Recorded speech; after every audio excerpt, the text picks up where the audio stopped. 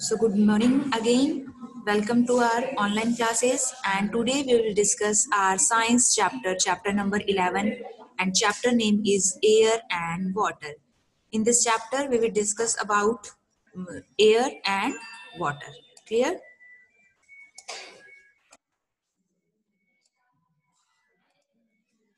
We all living things need air and water to live. जितनी भी living things हैं उन्हें जिंदा रहने के लिए किस चीज की नीड रहती है? एयर की एंड वाटर की. We need air to breathe and water to drink. हमें breathing के लिए एयर की रिक्वायरमेंट रहती है एंड वाटर को हम ड्रिंक करते हैं.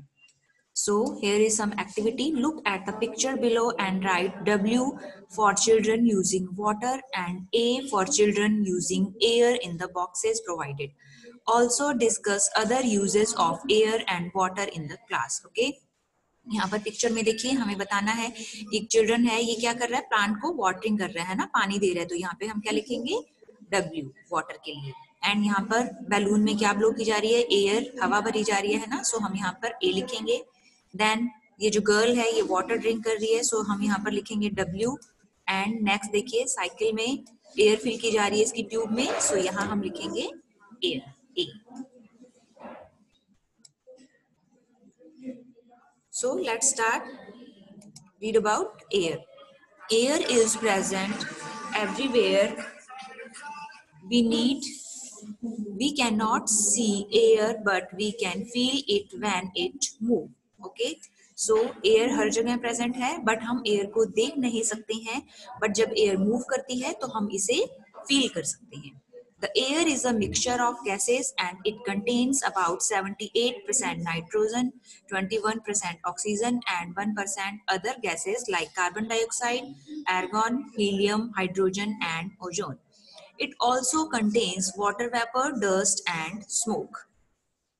ओके तो जो एयर है वो डिफरेंट डिफरेंट काइंड की जो गैसेस हैं उनका मिक्सचर है, like nitrogen, oxygen and other gases भी हैं, carbon dioxide, argon, helium, hydrogen and ozone. Okay, जिसमें से जो नाइट्रोजन है वो 78% एयर में नाइट्रोजन प्रेजेंट है एंड 21% ऑक्सीजन है. एंड जो अदर गैसेस हमने पढ़ी हैं वो उनका परसेंटेज क्या है? 1%. एंड इसके अलावा एयर में वाटर वेपर भी होता है, डस्ट एंड स्मोक के पार्टिकल्स भी होते हैं. Now composition of air. First one is nitrogen.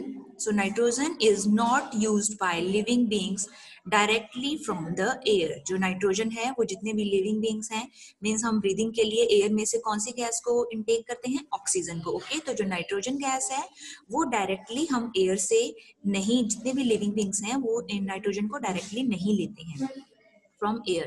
Plants get nitrogen from the soil and animals get nitrogen from plants or meat. जो plants हैं वो नाइट्रोजन की जो अपनी रिक्वायरमेंट है वो कहाँ से कंप्लीट करते हैं? सॉइल से. एंड जो एनिमल्स हैं they get nitrogen from plants और meat. Nitrogen does not support burning. And जो नाइट्रोजन गैस है वो बर्निंग में सपोर्ट नहीं करती है. ओके, मीन्स अगर किसी एरिया में या किसी भी बॉटल में कहीं भी नाइट्रोजन गैस फिल्ड है और वहां पर आप बर्न करने की किसी चीज को जलाने की कोशिश करेंगे तो वो नहीं जलेगी, बिकॉज जो नाइट्रोजन गैस है वो नॉन इन्फ्लेमेबल है, वो जलने में हेल्प नहीं करती है. Its absence can make even a small fire uncontrollable. Uncontrollable means इसकी absent है, अगर जो नाइट्रोजन गैस है वो absent है, नहीं है, तो इसकी absence क्या कर सकती है? छोटी सी, जो थोड़ी सी भी अगर कहीं फायर है तो उसे क्या कर सकती है? अनकंट्रोलेबल कर सकती है, बेकाबू कर सकती है उसे. मीन्स वो जो फायर है वो बहुत ही ज्यादा वर्स्ट अपना जो रूप है वो ले सकती है. Next gas is oxygen. All living things need oxygen. सभी जितने भी लिविंग थिंग्स हैं उन्हें ब्रीदिंग के लिए ऑक्सीजन की रिक्वायरमेंट रहती है.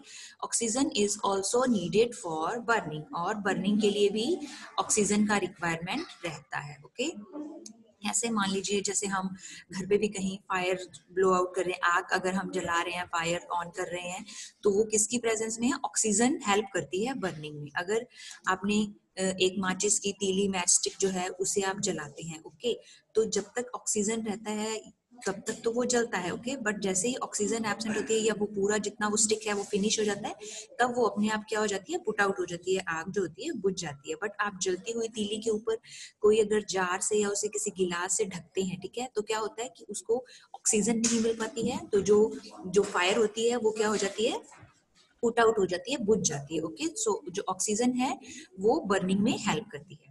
Other gases, carbon dioxide is used by plants for photosynthesis. हम ऑलरेडी डिस्कस कर चुके हैं कि फोटोसिंथेसिस के जो प्रोसेस है उसमें कार्बन डाइऑक्साइड यूज की जाती है प्लांट्स के द्वारा, जो अपना फूड मेकिंग का प्रोसेस करते हैं जो plants. And it is also used in fire extinguisher, और आग बुझाने के लिए एक टूल यूज किया जाता है जिसे हम फायर एक्सटिंग्विशर कहते हैं। उसमें कौन सी गैस फीड होती है, कार्बन डाइऑक्साइड। तो कहीं भी फायर लगती है, आग लग जाती है, तो उस फायर एक्सटिंग्विशर का यूज करते हैं, वहां पर सब जगह कार्बन डाइऑक्साइड स्प्रे करते हैं, तो जो फायर होती है वो पुट आउट हो जाती है, बुझ जाती है।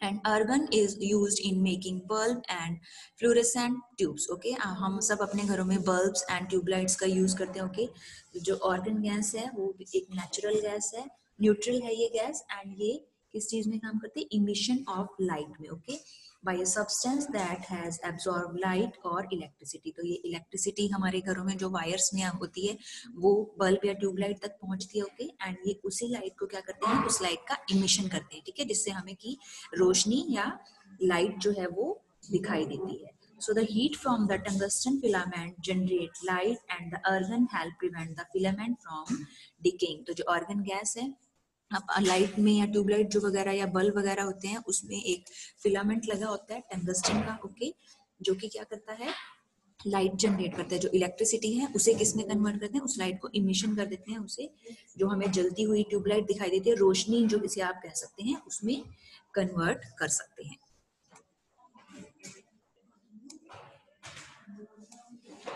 Now, next topic is atmosphere. The earth is surrounded by a blanket of air called the atmosphere. Earth पे चारों तरफ क्या है, एक air का blanket है जिसे हम क्या कहते हैं, atmosphere कहते हैं। The atmosphere is held by the earth's gravity and it can be divided into 5 layers as shown below. And जो अर्थ का, जो हमारे अर्थ पे क्या है, एटमॉस्फेयर है, एयर प्रेजेंट है ना चारों तरफ, वो किसकी वजह से हमारे अर्थ पे एटमॉस्फेयर प्रेजेंट है, ड्यू टू ग्रेविटी। जो ग्रेविटी है वो एयर को होल्ड करके रखती है। ओके, ग्रेविटी है, ग्रेविटेशनल फोर्स हम ऑलरेडी पढ़ चुके हैं। तो ग्रेविटेशनल फोर्स क्या होते हैं, जो थिंग्स को या कोई भी ऑब्जेक्ट है उसे अर्थ के सेंटर की तरफ अट्रैक्ट करके रखते हैं ना। तो जो इसी तरह ग्रेविटी है वो एयर भी, जो एटमॉस्फेयर में एयर प्रेजेंट है, जो उससे भी क्या करती है, होल्ड करके रखती है। अर्थ पर जो भी एटमॉस्फेयर है उसे 5 लेयर में डिवाइडेड किया गया है। तो यहाँ पे हम वन बाय वन उस लेयर के बारे में डिस्कस करेंगे। So first layer is troposphere.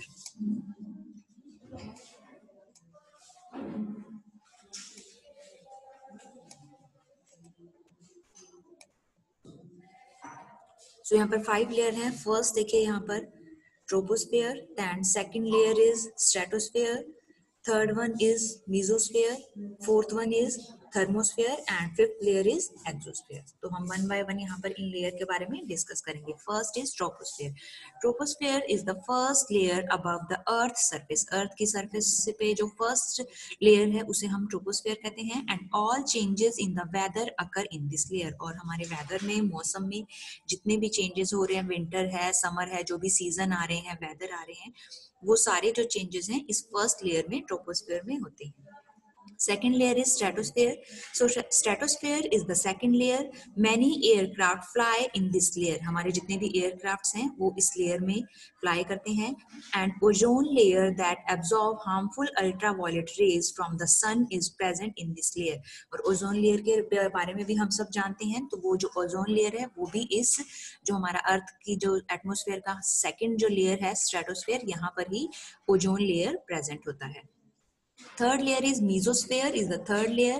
Meteoroids burn out in this layer, so that they do not crash into the earth's surface. Okay, meteoroids क्या होते हैं? Small rocks होती हैं that move in the space. Space में बहुत छोटी छोटी small जो rocks हैं वो move करती हैं, and जब वो ग्रेविटी की वजह से अर्थ की तरफ मूव करती हैं, ओके, तो क्या होता है, वो इसी लेयर में जो मेटेरियल्स हैं, वो मीजोस्फीयर जो लेयर है, इसमें ये देखिए यहाँ पर ये इस तरह से स्पेस से जो मेटेरियल्स हैं वो अर्थ की सरफेस की तरफ आते हैं, बट जो इसका थर्ड लेयर है मीजोस्फीयर, इसी लेयर में ही वो मेटेरियल्स क्या हो जाते हैं, बर्न हो जाते हैं, जल जाते हैं। इस तरह से देखिए आपको एक चमकीली रोशनी दिखाई देती है, मीन्स वो मेटेरियल्स बर्न हो जाते हैं वहां पे, तो वो अर्थ की सरफेस से क्रैश नहीं हो पाते हैं, टकरा नहीं पाते हैं। Fourth layer is thermosphere, is the fourth layer. Space shuttle orbit in this layer. Okay, जो स्पेस शटल हम यहाँ से अर्थ से भेजते हैं स्पेस में, स्पेस के बारे में इंफॉर्मेशन गैदर करने के लिए, तो जो उन स्पेस शटल का जो ऑर्बिट है वो इस लेयर में प्रेजेंट होता है। Fifth one is exosphere is the fifth layer and air in this layer is very thin. And fifth layer है exosphere, और जो earth है वो इस air है वो इस लेयर में बहुत ही थिन होती है। ओके, सो ये अर्थ की 5 लेयर के बारे में हमने डिस्कस किया है। The atmosphere helps us in many way. जो एटमोस्फेयर है वो बहुत तरीके से हमारी हेल्प करता है। कैसे? First is it protects the earth from becoming too hot by preventing the entry of a large part of the sunlight from reaching the earth. तो जो एटमोस्फेयर है उसकी वजह से क्या होता है, अर्थ से जो सन से सनलाइट आती है डायरेक्ट हमारी अर्थ पर, उससे अर्थ का जो एटमोस्फेयर है वो बहुत गर्म हो सकता है, बहुत ज्यादा गर्मी बढ़ सकती है। बट इन लेयर्स की वजह से क्या होता है, जो सनलाइट की रेज हैं वो अर्थ तक नहीं पहुंच पाती, ठीक है, वो उनके जो पहुंचने की जो स्पीड है वो थोड़ी कम हो जाती है और इतनी ज्यादा हीट अर्थ पर नहीं होती है।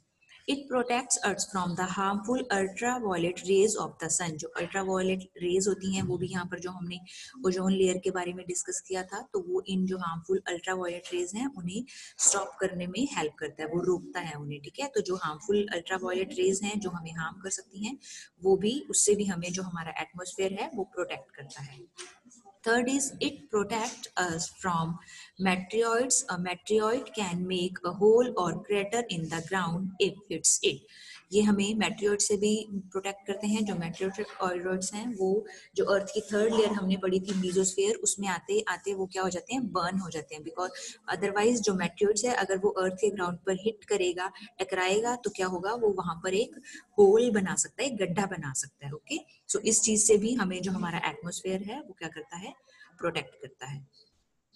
Now properties of air. Air has 3 properties. First one is it's occupy space. Means air क्या करती है, space घेरती है। Like देखिए यहाँ पर एक दिखाया गया है, बैलून है, उसमें आप अपने माउथ से ब्लो आउट करते हैं, फूंक मारकर अगर इसमें हवा भरते हैं, ठीक है, तो एयर ने क्या यहाँ पे ऑक्यूपाई कर लिया, स्पेस ऑक्यूपाई कर लिया है ना।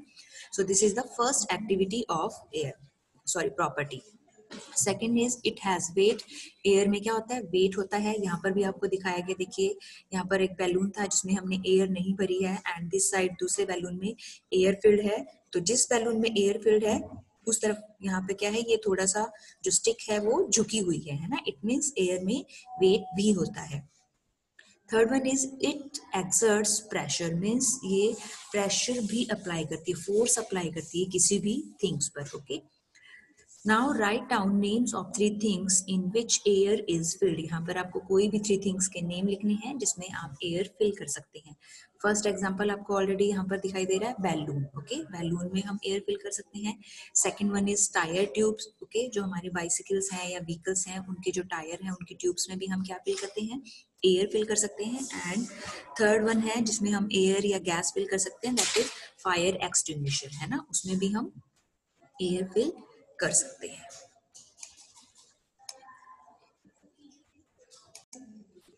सो लेट्स एक्सपेरिमेंट। यहाँ एम क्या है हमारा, to show that air exert pressure. ये शो करना है हमें कि जो एयर है वो प्रेशर अप्लाई करती है किसी भी ऑब्जेक्ट पर। सो हम इसके लिए जो थिंग्स नीडेड है, a glass, water and a piece of cardboard. Method is first fill water in the glass up to the brim. यहाँ पर एक ब्रिम या जो भी निशान है यहाँ पर, वहां तक आपको क्या करना है, ग्लास को वाटर फिल्ड करना है उसमें। Then put the cardboard on the brim of glass.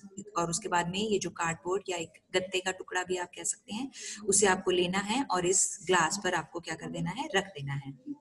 Then press the cardboard with your hand and turn the glass upside down. उसके बाद में आपको क्या करना है, अच्छे से आपको प्रेशर लगाकर क्या करना है, इस कार्डबोर्ड को उस गिलास पे अच्छे से आपको फिक्स करना है वहां पे, एंड उसके बाद में धीरे से आपको क्या करना है, उस ग्लास को अपसाइड डाउन कर देना है। इस तरह से पिक्चर में आपको दिखाई दे रहा है, आप उसे नीचे की तरफ पहले ऐसे टर्न कर दीजिए, then gently remove your hand and observe. उसके बाद आप धीरे से अपना हैंड यहाँ से हटा लीजिए और ऑब्जर्व करिए। तो जब आप अपना हैंड हटाने के बाद देखेंगे तो वहां आपको क्या दिखाई देगा, the cardboard remains in its place and the water does not fall. तो जो कार्डबोर्ड है वो यहीं इस प्लेस पर फिक्स हो गया है एंड जो वाटर है वो बाहर नहीं गिरता है।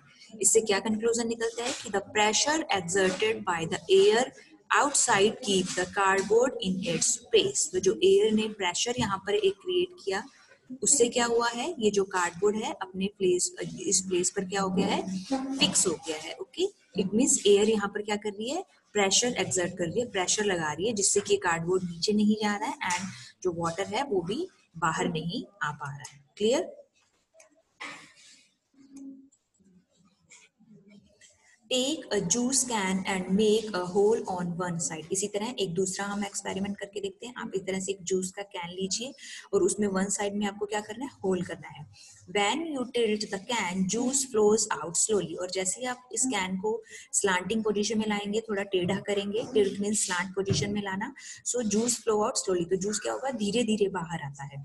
Now make another hole on the other side. अब आपको क्या करना है, इसी जो टिन था आपका, ये जो कैन था जूस का, इसके यहाँ पर ये देखिए दूसरी साइड में आपको क्या करना है, एक होल करना है।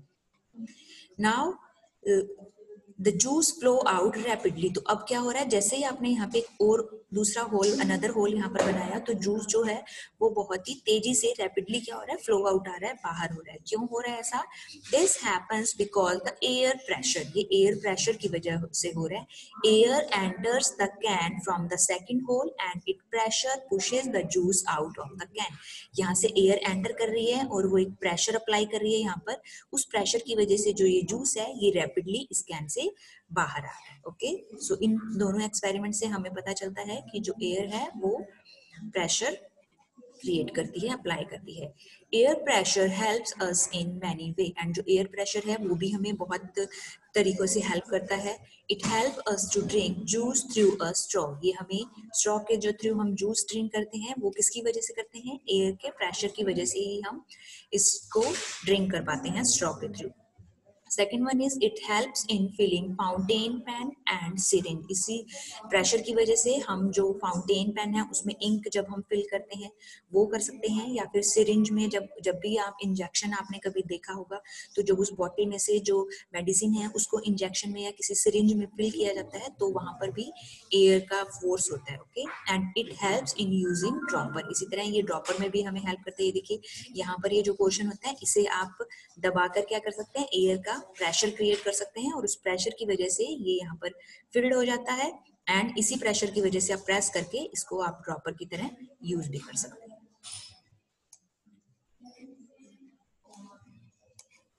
नाउ लेट्स रिकॉल, यहाँ पर कुछ स्टेटमेंट हैं जिसके बारे में हम डिस्कस करेंगे, true and false. First one is air is a mixture of gases. Yes, this statement is true.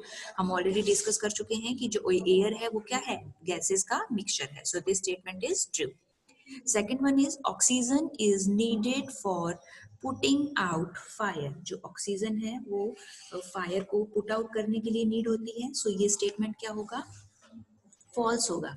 Oxygen fire को पुट आउट नहीं करती है ना, पुट आउट मीन्स क्या होता है, बुझाने में, बल्कि ऑक्सीजन किसके लिए रिक्वायरमेंट होती है, फायर की बर्निंग के लिए ऑक्सीजन की नीड होती है। सो यहाँ पर पुटिंग आउट लिखा है, बुझाने के लिए हमें ऑक्सीजन की नीड नहीं होती है। So this statement is false. Third one is carbon dioxide is used in fire extinguisher. Yes, this statement is true. Fourth is the atmosphere protect us from meteoroids। जो atmosphere है वो हमें meteoroids से protect करता है। So this statement also true. And fifth one is air pressure help us to drink juice using a straw। हम straw का use करके juice drink कर सकते हैं, उसमें air pressure हमारी help करता है। Yes, so this statement is also true. Okay. So our next topic we will continue in our next class. I hope you all understand.